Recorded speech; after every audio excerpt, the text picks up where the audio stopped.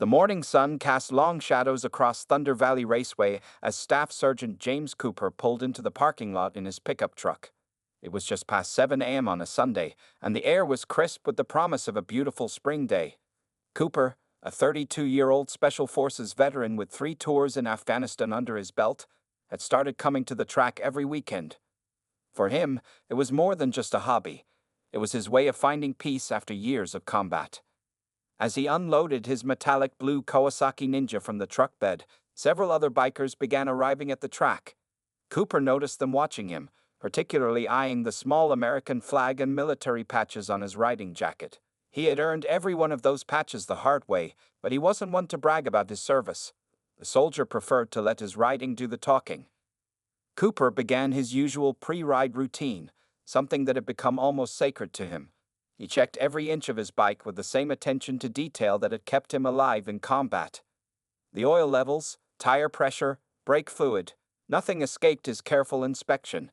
His movements were precise and methodical, a habit drilled into him through years of military service. While he worked, a group of 5 bikers roared into the parking lot on their loud, custom-painted motorcycles. Their arrival shattered the peaceful morning atmosphere. The leader, a big man with tattoos covering his arms and a long, unkempt beard, parked his chrome-covered Harley directly across from Cooper. The other 4 bikers formed a semicircle behind him, like wolves surrounding their alpha. Cooper could feel their eyes on him as he continued his preparations. Through the mirror of his bike, he watched them nudging each other and pointing at his military patches. Their leader, who others called Snake, spat on the ground and said something that made his gang laugh loudly. Cooper had dealt with enough troublemakers in his life to know when someone was trying to provoke a fight. The track was starting to fill up with other riders. Weekend warriors in colorful racing suits, older men on vintage bikes, and a few serious racers with their support crews. Many of them seemed to give Snake's group a wide berth, suggesting this wasn't the first time these bikers had caused trouble at the track. As Cooper finished his inspection and suited up, he noticed a young family watching the practice runs from behind the safety barrier. Their little boy, probably no more than 7, wore a small racing jacket and watched the bikes with pure excitement in his eyes. It reminded Cooper of himself at that age, before the war, before he had seen the darker side of life. Snake and his crew were getting louder, their voices carrying across the parking lot as they cracked open their morning beers, completely against track rules. Cooper shook his head slightly but remained focused on his own preparations. He had learned long ago that not every provocation needed a response. The track manager, an older man named Bill who Cooper knew was also a veteran, walked over to check his paperwork. "Watch yourself today, Cooper," Bill warned quietly. "Those boys have been causing trouble here for months. Already had to kick them out twice, but they keep coming back with day passes under different names." Cooper nodded, understanding the situation perfectly. He had seen this type before. Bullies who thought their loud bikes and tough guy attitudes made them powerful. After facing real danger in combat, these kinds of men didn't frighten him at all. Still, he had no intention of starting trouble. He was here to ride, to feel the freedom of the track, and to continue healing from the memories that sometimes still haunted his dreams. As he walked his bike toward the track entrance, Snake deliberately bumped into him with his shoulder. The impact was hard enough to make most men stumble, but Cooper's combat-trained reflexes kept him steady. He turned slowly, meeting Snake's challenging stare with the calm, measured gaze of a man who had faced far worse than parking lot bullies. Snake's shoulder bump had created a tense silence in the parking lot. Other riders stopped what they were doing to watch, expecting trouble. But Cooper simply adjusted his jacket and continued walking his bike toward the track. This seemed to anger Snake even more. He wasn't used to people ignoring his challenges. "Hey, soldier boy," Snake called out, his voice rough from years of smoking. "Guess they don't teach you manners in the army, huh?" His gang laughed on cue, the sound echoing across the parking lot. Cooper kept walking, which made Snake's face turn red with anger. The biker leader stormed after Cooper, his heavy boots stomping on the asphalt. He reached out and grabbed Cooper's bike by the handlebar, forcing him to stop. "I'm talking to you, military man," Snake growled, getting close enough that Cooper could smell the morning beer on his breath. Cooper turned slowly, his movements calm and controlled. The other riders at the track had formed a loose circle around them, keeping their distance but unable to look away. Snake's 4 friends moved closer, trying to make the situation more threatening. "Take your hand off my bike," Cooper said quietly. His voice wasn't angry or scared. It was the same tone he had used to command his teams in combat situations. Something in that voice made two of Snake's friends take a small step backward. Snake looked at his gang, then back at Cooper. He wasn't used to people standing up to him, especially not in such a calm way. He tightened his grip on the handlebar. "Or what? Tough guy? You gonna call in an airstrike?" His gang forced out nervous laughs. Cooper's eyes never left Snake's face. "Last warning," he said, still quiet but firm. "Remove your hand." The track manager, Bill, was already on his phone, probably calling security, but they all knew it would take at least 10 minutes for help to arrive. Snake made his next move, trying to shove the bike sideways, but Cooper was ready. In one smooth motion, he stabilized the bike with his left hand while his right hand clamped down on Snake's wrist. The biker's eyes widened in surprise. He couldn't move his hand at all. "That's an expensive custom paint job you've got on your Harley," Cooper said conversationally, maintaining his grip. "Would be a shame if something happened to it." He wasn't making a threat. His tone made it clear he was simply stating a fact. Snake tried to pull his hand free, but Cooper's grip was like iron. Years of combat training and real-world experience had given the soldier strength that no amount of bar fights could match. For the first time, uncertainty showed in Snake's eyes. "You're hurting me, man," Snake said, trying to sound tough but failing. Cooper released his grip immediately. He had made his point. Snake backed away, rubbing his wrist and looking embarrassed in front of his gang. One of Snake's friends, a younger guy with a bandana, stepped forward trying to save face for the group. "You can't take all of us, soldier boy," but his voice cracked slightly at the end, betraying his nervousness. Cooper finally allowed himself a small smile. "You're right," he said calmly. "I probably can't take all of you, but I guarantee the first two who try anything will need an ambulance." He spoke with such certainty that no one doubted him. The young family Cooper had noticed earlier was still watching. The little boy was now sitting on his father's shoulders, watching the scene with wide eyes. Cooper gave the kid a friendly wave, completely ignoring the threatening bikers around him. This simple gesture seemed to deflate the entire situation. Snake, still rubbing his wrist, muttered something to his gang about dealing with this later, and they all backed away toward their bikes. The crowd of onlookers began to disperse, some nodding approvingly at Cooper. As Cooper finally reached the track entrance, Bill approached him with a concerned look. "You okay there, son?" he asked. Cooper nodded, already focusing on his upcoming practice runs. "Just another Sunday morning," he replied with a slight smile, knowing that the real confrontation with Snake and his gang was probably still to come. The morning sun climbed higher as Cooper completed his first few practice laps around Thunder Valley Raceway. His Kawasaki moved smoothly through each turn, the soldier's practice skill obvious to everyone watching. From the corner of his eye, he could see Snake and his gang standing near the fence, following his every move. After finishing another perfect lap, Cooper pulled into the pit area for a quick water break. The young boy he had waved to earlier was now standing with his father near Cooper's designated spot, holding a small notebook. "Sir," the father called out politely, "Tommy here was wondering if you could sign his racing journal." Cooper removed his helmet and smiled at the boy. "Of course, buddy." As he reached for the notebook, he heard the loud revving of multiple engines. Snake and his entire gang were rolling their bikes toward him, cutting off other riders and breaking basic track safety rules. The father quickly pulled his son back as the bikers surrounded Cooper in a half circle. Other riders stopped to watch, some pulling out their phones to record what might happen next. Track manager Bill started walking over, but he was too far away to intervene quickly. "Nice riding, soldier boy," Snake said, his voice dripping with fake praise. "But anyone can look good doing practice laps alone." He revved his engine again, unnecessarily loud. "How about we make things interesting?" Cooper took a slow drink from his water bottle, deliberately making Snake wait for a response. He had dealt with enough bullies in Afghanistan to know that nothing frustrated them more than calm indifference. "What did you have in mind?" Cooper finally asked, his voice level and professional. You could see Bill talking urgently on his phone, probably trying to get security to come faster. Snake grinned, revealing a gold tooth. "Simple. You and me. 3 laps. Winner takes $5,000.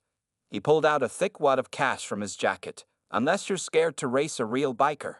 The crowd that had gathered grew quiet, waiting for Cooper's response. $5,000 was serious money, and everyone knew Snake had a reputation for dangerous racing tactics. Not interested in your money, Cooper replied, turning back to sign Tommy's notebook. This made Snake's face turn red with anger again. What's wrong, soldier? Afraid to put your money where your mouth is? Snake's gang joined in with taunts and laughter. Maybe you should stick to marching in parades. Cooper finished signing the notebook and handed it back to the excited boy. Then he turned to face Snake, his expression unchanged. Let me be clear, he said in that same quiet voice that had unsettled them earlier. I don't race for money, but if you want to race, we can race. Snake's gang fell silent, surprised by the response. Their leader hesitated for a moment, then tried to save face. No money, no race. What's the point? The point? Cooper asked, looking Snake directly in the eyes. The point is you've been bullying people at this track for months. Maybe it's time someone showed you what real riding looks like. A few people in the crowd made ooh sounds and someone even clapped. Snake's face went through several emotions: anger, embarrassment, and finally a kind of desperate determination. Fine, Snake spat out. 3 laps. No money, just you and me. He leaned forward on his bike. But when I win, you pack up and never show your face at this track again. Cooper nodded once. And when I win, you and your friends stop harassing people here. Deal. Snake revved his engine in response. Deal. 10 minutes. Don't try to run away, soldier boy. With that, he and his gang rode off to prepare, leaving behind the smell of burnt rubber. Bill finally reached Cooper, looking worried. You sure about this, son? Snake's been in more races than I can count, and he doesn't play fair. Cooper smiled slightly as he put his helmet back on. Neither does the enemy, Bill. That's why they trained us to be better. He started his bike, the engine purring smoothly. Besides, someone needs to stand up to bullies like him. Might as well be me. News of the upcoming race spread through Thunder Valley Raceway like wildfire. People who had been preparing to leave stuck around, calling friends to come watch. Within minutes, the track's viewing areas were packed with spectators. Everyone wanted to see if someone would finally put Snake in his place. Cooper knelt beside his Kawasaki, doing one final check of every component. His movements were quick but careful, just like when he used to check his weapons before combat missions. He could hear Snake's gang nearby, laughing and making jokes about military training, but he stayed focused on his task. Bill approached with a concerned look on his face. Listen, Cooper, he said quietly, there's something you should know about Snake. He glanced over his shoulder to make sure no one was listening. Last month, a young rider tried to race him. Snake forced him off the track in the final turn. Kid broke his collarbone. Cooper nodded, taking in the information while checking his tire pressure. Did anyone report it? Kid was too scared, Bill replied. Snake's got connections in town. Plus, he always makes sure there's no clear evidence when he pulls his tricks. A small crowd had gathered around Cooper's bike. Tommy, the young boy from earlier, pushed through with his father to get closer. Mr. Soldier, he called out, is your bike faster than the bad man's? Cooper smiled at the boy's simple way of seeing things. It's not always about having the faster bike, buddy, he explained, standing up. It's about knowing how to ride smart and safe. Snake chose that moment to rev his engine loudly, making several people jump. He rode his Harley in a circle around the crowd, showing off with unnecessary stunts. His gang cheered and whistled, trying to intimidate everyone. An older man in a racing jacket approached Cooper. I've been racing here for 20 years, he said. Snake's got a pattern. He rides dirty in the 3rd turn, usually on the 2nd lap. That's where he took out that kid last month. More people started sharing warnings and advice with Cooper. It seemed like everyone had seen Snake's dirty tricks at some point. Some had lost races to him, others had been forced off the track, and many had simply quit coming to Thunder Valley because of him. Cooper listened carefully to everyone, storing away the information like he used to collect intelligence before missions. Every detail could be important. Meanwhile, Snake continued showing off, burning rubber and making as much noise as possible. 5 minutes. Bill called out, now wearing his official track manager vest. The crowd started moving toward the viewing areas, finding spots along the fence. Tommy and his father wished Cooper good luck, the boy giving him a thumbs up. Cooper put on his riding gloves, checking each finger's fit like he used to do with his combat gloves. A young woman who worked in the track's office hurried over with a printout. "Here's Snake's racing history," she whispered. "I'm not supposed to share this, but someone needs to stop him." Looking at the paper, Cooper noticed a pattern. Snake had won many races, but there were also a lot of DNF, did not finish, marks next to his opponents' names. Too many to be coincidence. Snake rolled up to the starting line, his chrome-covered Harley gleaming in the sun. His gang spread out along the track's fence, ready to cheer their leader on. Cooper could see them exchanging hand signals, probably planning to help Snake somehow during the race. As Cooper mounted his Kawasaki, he felt the familiar calm that used to come over him before combat operations. This wasn't just about him anymore. It was about all the riders Snake had bullied, about young Tommy watching from the stands, about making this track safe again. 1 minute. Bill shouted, holding the starter's flag. The crowd fell silent. Cooper looked over at Snake, who was grinning with confidence. But Cooper noticed something in his opponent's eyes that he had seen many times before in Afghanistan, the look of someone who had never faced a real professional. The track fell silent as Bill raised the starting flag. Cooper and Snake sat side by side at the starting line, their engines humming with very different sounds. Snake's Harley rumbling loudly while Cooper's Kawasaki purred like a cat. The morning sun had burned away the early mist, leaving the track hot and dry. "Racers ready?" Bill called out, his voice carrying across the quiet track. Cooper gave a simple nod while Snake revved his engine in response, showing off for his gang one last time. The flag dropped. Snake's Harley roared forward with incredible power, the front wheel lifting off the ground. His supporters cheered wildly as he took an early lead. But Cooper remained calm, executing a perfect launch that kept his bike stable and controlled. He knew from his military training that winning wasn't about the fastest start. It was about lasting until the end. As they entered the first turn, Snake was ahead by 3 bike lengths. He took the inside line, forcing Cooper to go wide. But Cooper had expected this. He remembered what the older racer had told him about Snake's patterns. Instead of fighting for the inside position, Cooper stayed slightly back, watching and learning how his opponent handled the turns. The crowd gasped as Snake nearly lost control coming out of the first turn, his back wheel sliding slightly. But he recovered quickly, laughing and looking back at Cooper as if to mock him. Cooper just maintained his steady pace, closing the gap little by little. Snake's gang had spread out around the track, and Cooper noticed them making hand signals as the racers passed. They were warning their leader about Cooper's position, just as he had suspected they would. But Cooper had dealt with worse communication networks in combat zones. Halfway through the first lap, Snake tried a new trick. He swerved left and right across the track, trying to block Cooper from finding a passing lane. The soldier remembered similar tactics from motorcycle units in Afghanistan, but those riders had been professionals, not bullies showing off.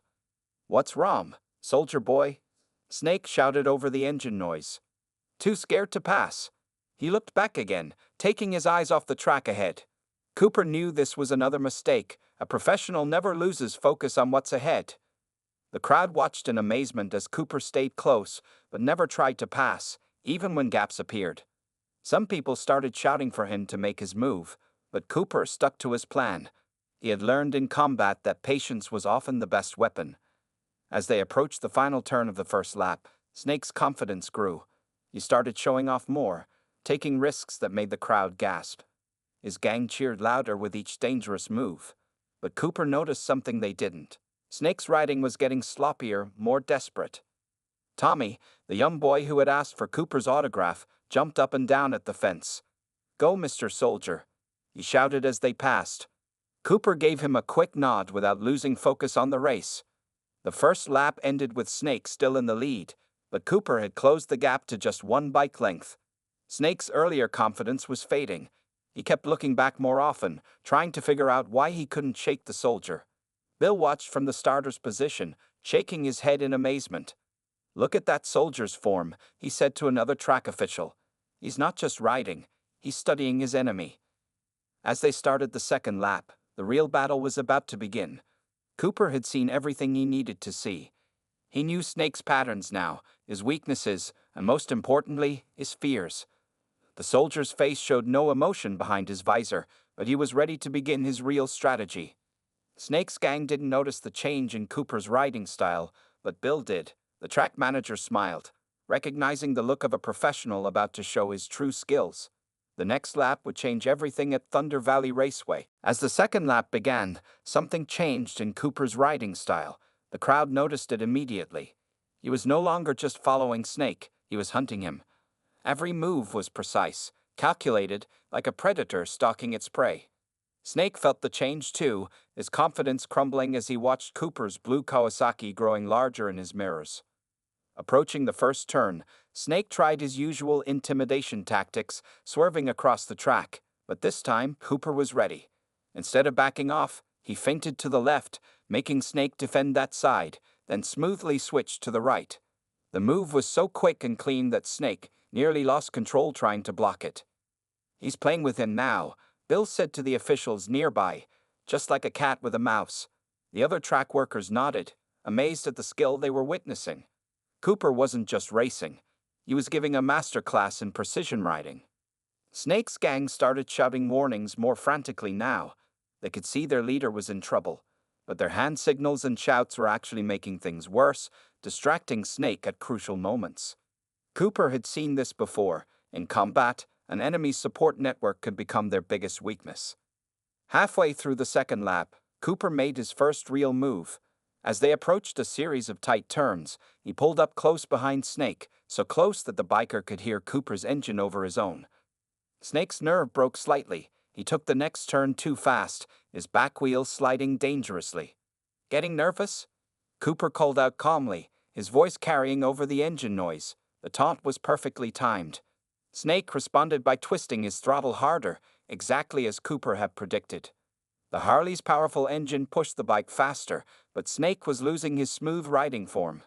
The crowd was on their feet now, watching the battle unfold. Tommy, the young boy, was jumping up and down with excitement. "Look, Dad," he shouted. "The soldier is catching him." Cooper stayed right behind Snake through the next two turns, close enough to make the biker increasingly nervous, but never trying to pass. He remembered a lesson from his combat instructor years ago. The greatest weapon against an opponent is their own fear. Snake's gang was screaming at him to go faster, but their leader was starting to make mistakes. His lines through the turns were getting sloppy, his braking points inconsistent. The pressure of having Cooper's Kawasaki constantly in his mirrors was breaking down his confidence. As they approached the infamous third turn, the spot where Snake had taken out the young rider last month, Cooper made his move, but it wasn't what anyone expected. Instead of trying to pass, he suddenly dropped back a few bike lengths. Snake, caught off guard by this unexpected move, looked back in confusion. That single look back was all Cooper needed. As Snake turned his attention forward again, he realized he was entering the turn too fast. His Harley began to drift wide, exactly where he usually forced other riders to crash. But this time, he was the one in trouble. Cooper had planned this perfectly. By dropping back, he had given himself room to choose any line through the turn. He watched calmly as Snake struggled with his bike, fighting to keep it under control. The soldier's military training had taught him that sometimes the best strategy was to let your opponent defeat himself. The crowd held their breath as Snake's Harley wobbled dangerously. His gang members were shouting and waving their arms, but there was nothing they could do. Their leader was about to experience the same fear he had inflicted on so many other riders. Bill gripped the starter's flag tightly, watching the drama unfold. "This soldier," he said quietly, "he's not just beating Snake, he's teaching him a lesson." The final turn of the second lap was approaching, and everyone at Thunder Valley Raceway knew they were watching something special. The real question was, what would Cooper do next? The final lap began with Snake, barely keeping his Harley upright after the dangerous turn. His face was red with anger and embarrassment behind his helmet visor. No one had ever exposed his riding weaknesses like this before. His gang watched helplessly as their leader's reputation crumbled with each passing second. Cooper smoothly guided his Kawasaki through the turn where Snake had struggled, making it look easy. The crowd cheered as he closed the gap completely. Now the two bikes were running side by side, their engines roaring in different tones. Snake's Harley screaming with strain while Cooper's Kawasaki hummed with precision. Getting tired, Snake?" Cooper called out calmly. His voice carried no mockery, just the steady confidence of a professional. Snake responded by trying to swerve into Cooper's lane, a desperate move that only made him look worse in front of the crowd.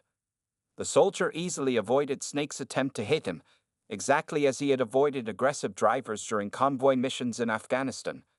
"You'll have to do better than that," Cooper said, loud enough for nearby spectators to hear. The crowd's cheers grew louder. Snake's gang started running toward the next turn, hoping to help their leader somehow. But Cooper had anticipated this. He suddenly accelerated, forcing Snake to focus entirely on the race instead of looking for signals from his friends. It was another lesson from combat: control the enemy's attention, control the fight. As they approached the middle section of the track, Snake made his biggest mistake. Desperate to keep the lead, he cut sharply in front of Cooper, trying to force him to brake. But Cooper had seen the move coming.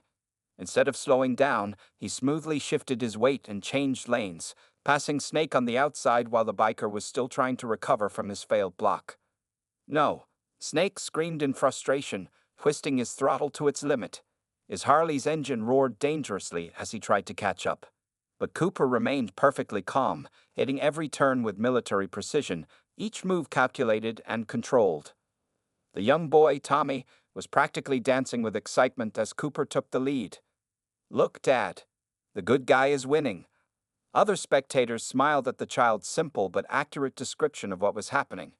Snake's final desperate attempt came at the last big turn. He gunned his engine and tried to pass Cooper on the inside, the same trick he had used to hurt the young rider last month. But Cooper was ready. Without even looking back, he adjusted his line slightly, leaving Snake no choice but to either back off or crash. For a moment, it seemed like Snake might actually choose to crash. His face showed pure rage as he pushed his bike to its limits. But at the last second, survival instinct took over. He hit his brakes hard, his Harley skidding sideways as he fought to control it. Cooper shot out of the turn with perfect form, accelerating toward the finish line. Behind him, Snake had managed to keep his bike upright, but the race was already over.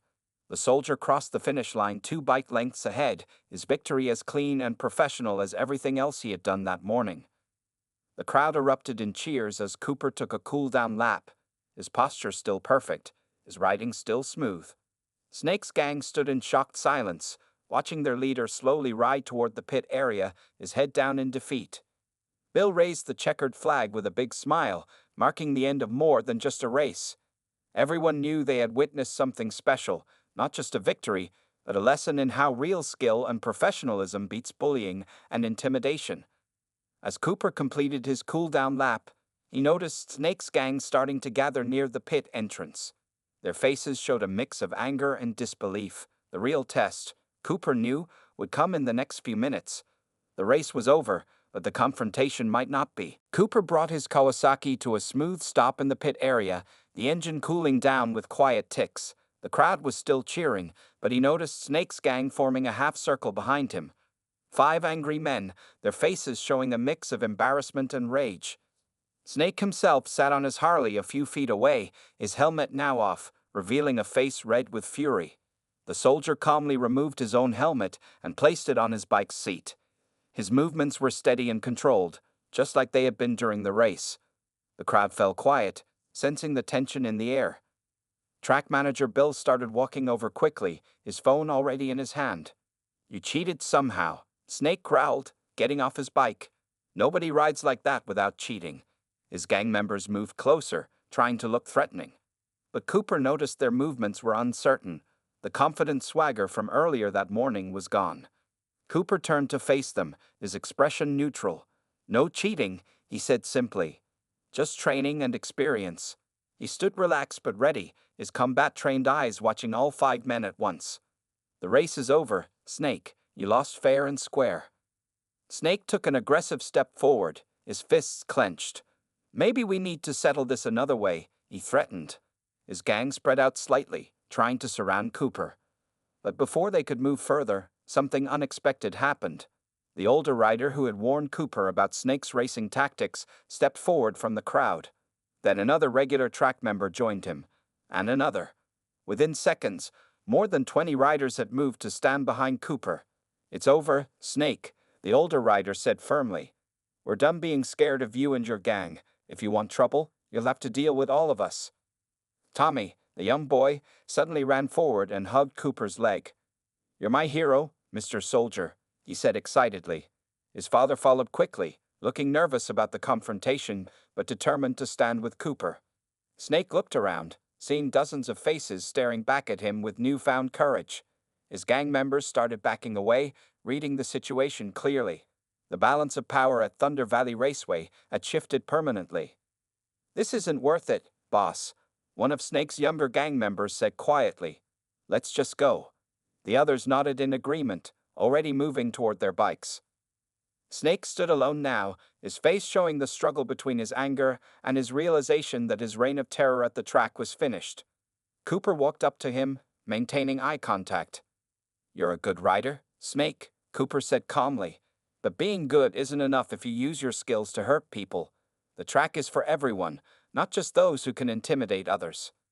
Something in Cooper's words seemed to reach Snake. His shoulders slumped slightly, the fight draining out of him. Without a word, he turned and walked to his Harley. His gang was already starting their bikes, eager to leave before things got worse. As Snake prepared to ride away, Cooper called out one last time, "Remember our deal. No more harassment at this track." Snake paused, then gave a single nod before starting his engine and riding away, his gang following quietly behind him. The crowd burst into applause and cheers. Several riders came to shake Cooper's hand or pat him on the back. Bill approached with a broad smile. "That was some of the finest riding I've ever seen," he said proudly. "And some of the finest teaching, too." Tommy was jumping up and down with excitement. "Can you teach me to ride like that someday, Mr. Soldier?" Cooper smiled and ruffled the boy's hair. "Sure, buddy. But first, let's get you started with the basics." As the excitement began to die down, Cooper noticed the morning sun had grown quite warm. He looked at his watch. Not even noon yet. He smiled to himself, thinking how this was supposed to have been just another quiet Sunday practice session. The crowd slowly dispersed, riders returning to their own bikes and routines. But everyone knew that Thunder Valley Raceway had changed that morning. A soldier had shown them that true strength comes from skill, discipline, and standing up for what's right, not from intimidation and fear.